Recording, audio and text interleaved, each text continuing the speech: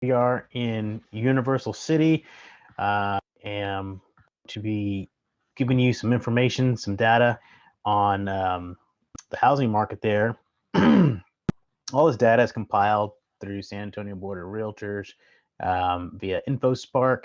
Um, and this is as of December 2022. So all the data is up to December. Today is January 3rd, 2023.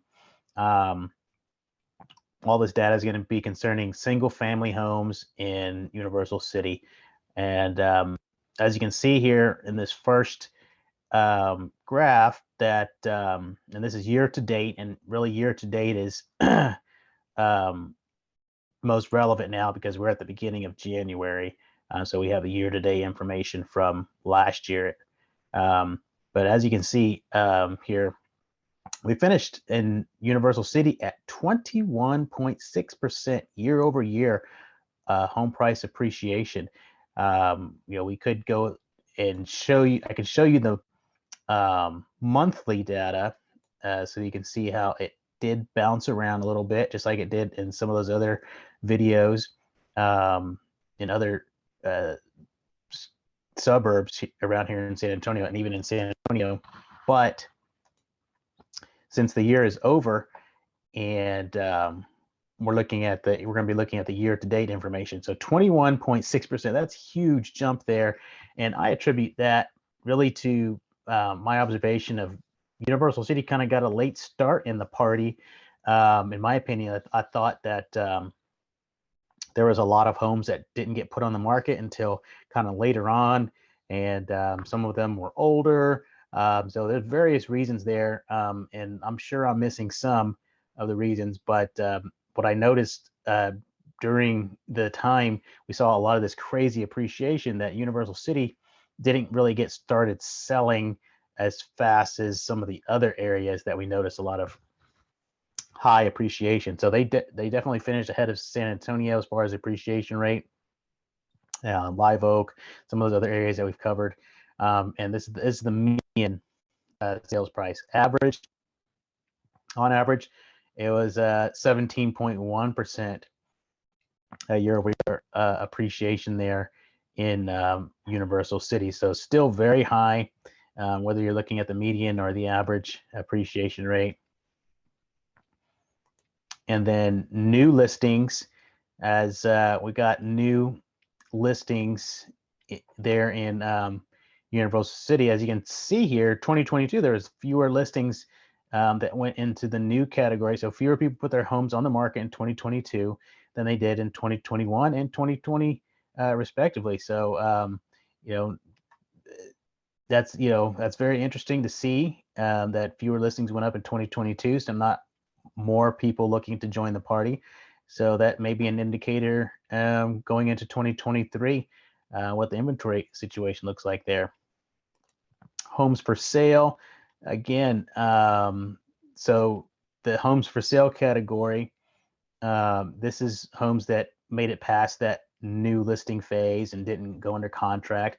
2022, there were 26 that made it to that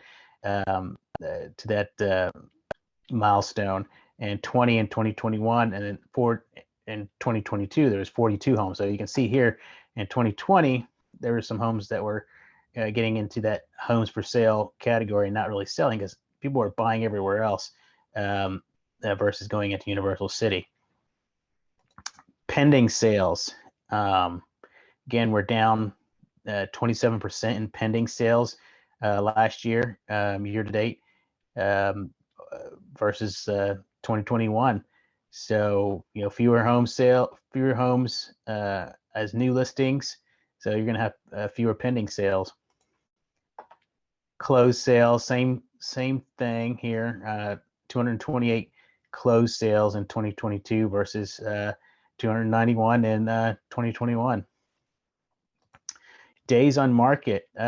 Days on market are less. People are buying them faster. Median days on market is down 10%. So they're spending less time on the market there in Universal City right now. So this is as of December anyway.